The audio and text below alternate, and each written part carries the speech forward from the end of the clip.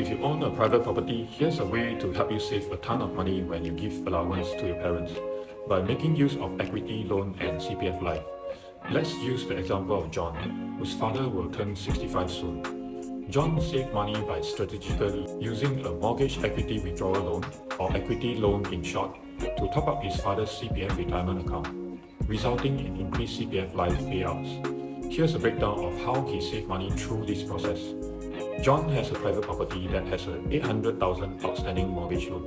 He currently pays an installment of $4,538 to the bank, and every month he gives $800 of allowance to his father.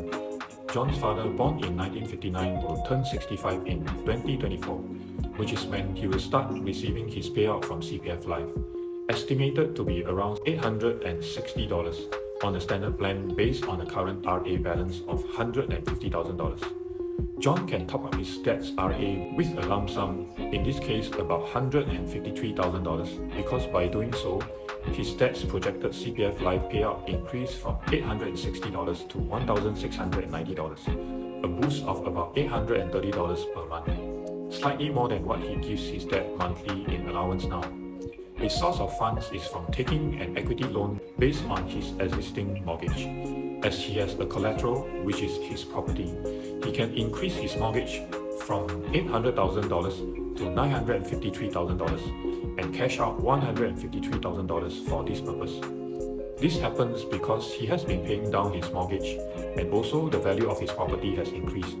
Despite the increase in the mortgage amount, John's monthly cash flow was not significantly affected. Instead of giving his dad a monthly allowance of $800, John redirected the additional mortgage repayment cost towards topping up his father's CPF RA. His mortgage payment will be $5,405, which is $867 more, but this is offset by he no longer need to pay $800 allowance to his dad. This shift doesn't materially impact John's cash flow. Although the monthly repayment increased, not all the funds paid go down the drain.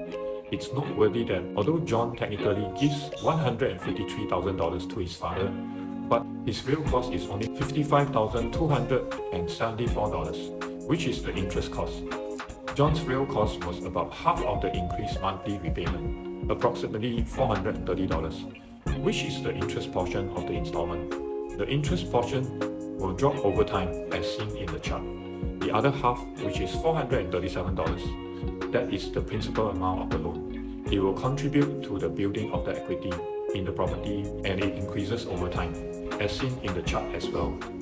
The principal sum can be recovered when John eventually sells his property. CPF Life payouts are for life.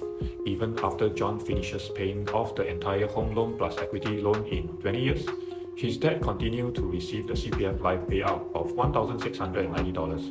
By then, CPF Life pays his dad when he lives past the age of 85, while John doesn't need to come up with any more cash to give his dad for the allowance.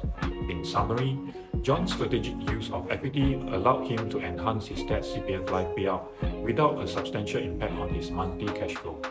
The interest paid on the increased mortgage served dual purpose, contributing to his dad's CPF RA and building equity in his property. The interest he paid is only around 1/3 of his equity loan that he took up.